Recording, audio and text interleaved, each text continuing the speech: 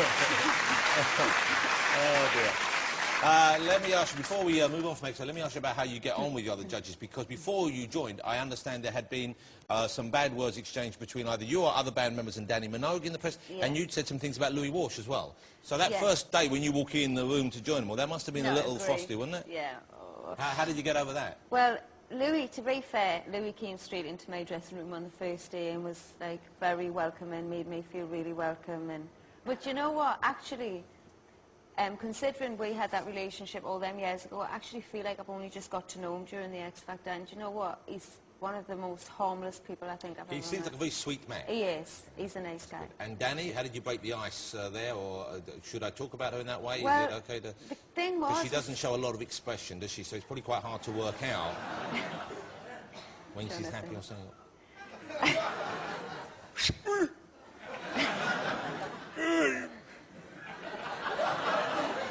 You ever had any of that done? No. I'm only 25. Are you suggesting I need some? I was thinking of getting some done, because I'm very wrinkled on the testicle area, and I thought if they were smooth...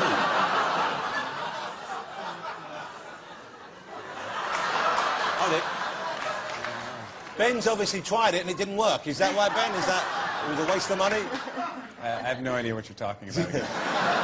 So, but Danny, you got over that particular... Well, the thing that happened with that happened all them years ago back in the beginning. We didn't have no media training at the beginning. And basically, people would just throw questions at you and you would answer them. Just, you know, nobody said answer like this, answer like that. People want you to say something that's going to be, they can use. And we were so naive at the time, and it actually wasn't me, although I have got that reputation in the band. I just get the blame. I genuinely get the blame for most things. They refer to you as the kind of gobby one of the band, don't they? Yeah. You can't blame them for that, but no. Sometimes I do get accused of things I haven't said, and it was actually one of the other girls that said it, but it was like 5 years ago, and to keep dragging it on, I don't hold grudges and stupid things like that. So she came up and said that's not a problem, or you spoke to her about it? Or? We just didn't talk about it. Oh, so you haven't spoken about this yet? No.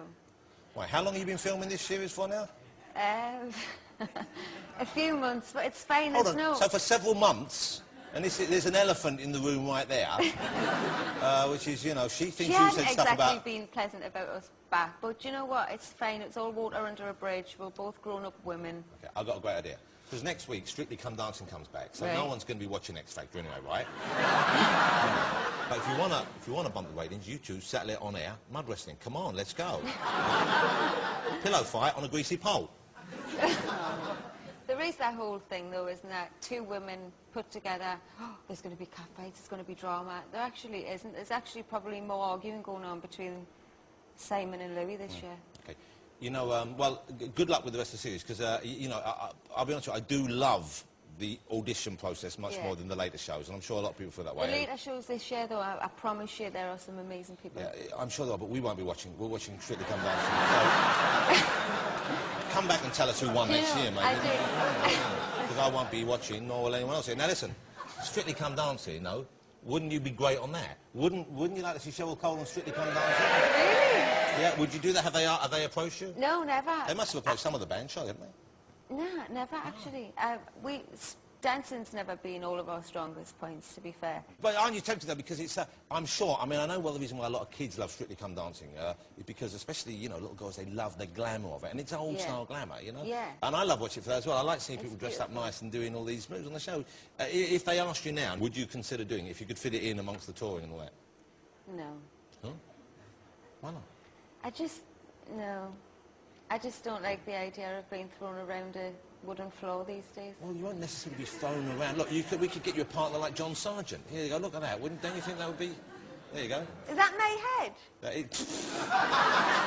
Well, some of it's your head, yes. But I wouldn't mind that body, I tell you. What about if Cowell would do it with you? There you go. How about...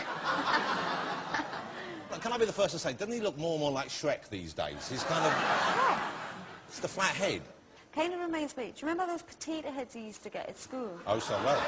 And you would water them and the grass would grow like that. The crest would come out the top? Yeah. And then you just hack into it any way you could. It's kind of a bit like that. Has he given up smoking yet? No, I don't think he ever will. No. It's kind of his vice. He'll buy a little island he can smoke on his own, won't he? Yeah. OK, let's talk about your private life has been in the papers a lot of the last couple of Let's years. rephrase that. There's no such thing as private life in this industry. Let's say personal. OK, your personal life Yes. then is in the paper, and that must be difficult to live through, difficult to Yes. go through. And I notice, I think you have the wedding ring back on, is that I right? do. You took it off a while, didn't you? Yeah. OK. That's not good news. When you're in a relationship, you go and the wife's taken the ring off, then you know You're in shit. deep... Yeah.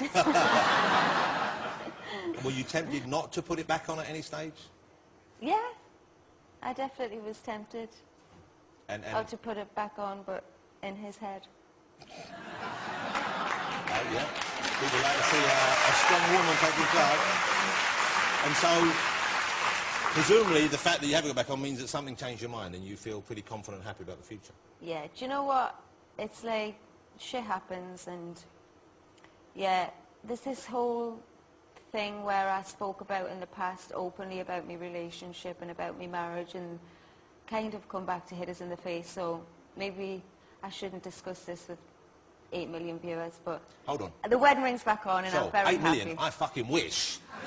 Really?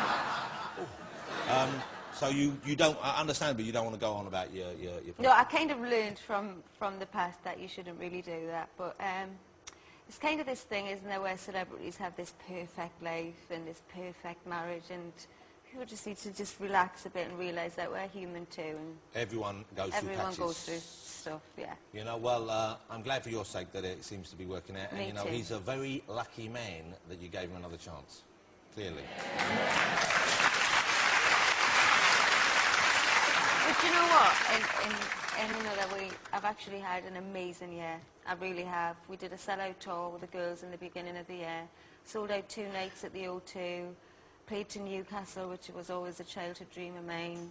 Now rolled on to the X Factor. So I've actually had a pretty amazing life career-wise. So it started like maybe an all-time low, it ends at an all-time high this Yeah. year. Well, congratulations. Thank you know what? you. And I'm pleased because you're a lovely young woman. Thank Ladies and you. gentlemen, Cheryl Cole. Thank you. Thank you. Thank you for coming on. Well done. I'll save you the fish if you want to come over. Cheryl Cole.